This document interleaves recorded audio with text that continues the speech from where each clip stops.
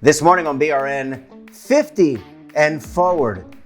Joining me now to discuss this and a lot more, Tim Rouse is the executive director of the Spark Institute, and Joseph Smolen is the executive vice president with Empower. Joe, Tim, so great to see you. Thanks so much for joining us on the program again this morning. Thanks for having us. Yes, absolutely, Jeff. It's been a while since we've actually chatted, so it's great to see you both. Tim, I want to start with you because just around the corner, we've got the Spark November Forum, and we've done shows in the past couple of years about the forum. And I want to ask you about this year's theme. Why is it 50 and forward?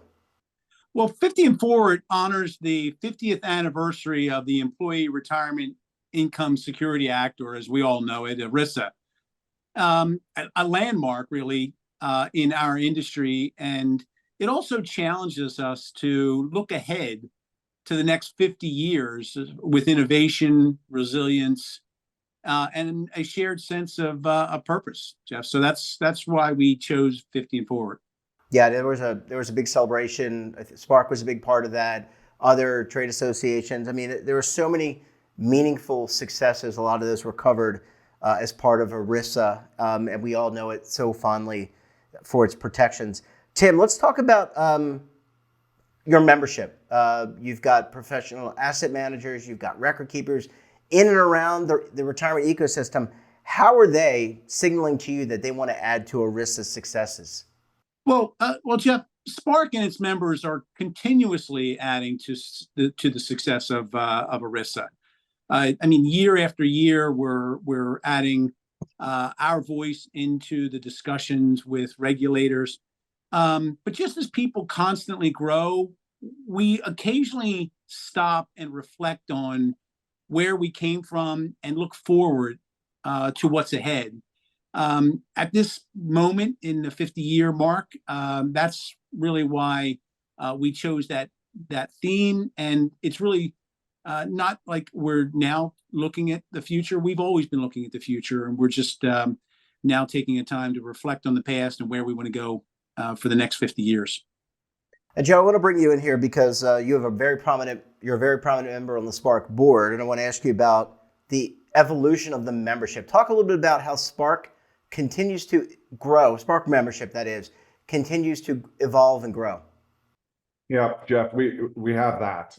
So our value proposition continues to evolve, our agenda and Spark's impact continues to be pretty darn significant in the industry.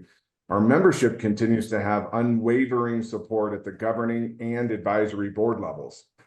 Our annual forum, which you mentioned at the beginning here, continues to break new attendance records, and 2024 is no exception. However, the makeup of our membership is changing.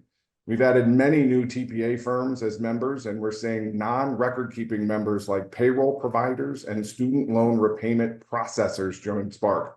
So it's this expanding ecosystem as we continue to advocate for the industry. Yeah, and that's. I think last year we talked about that. I think Tim at the time had hinted that you're seeing technology providers, payroll providers, TPAs. I think a lot of people they play a role, Joe, and part in the retirement ecosystem. So it makes a lot of sense that they would come and participate in what is a fun and big event.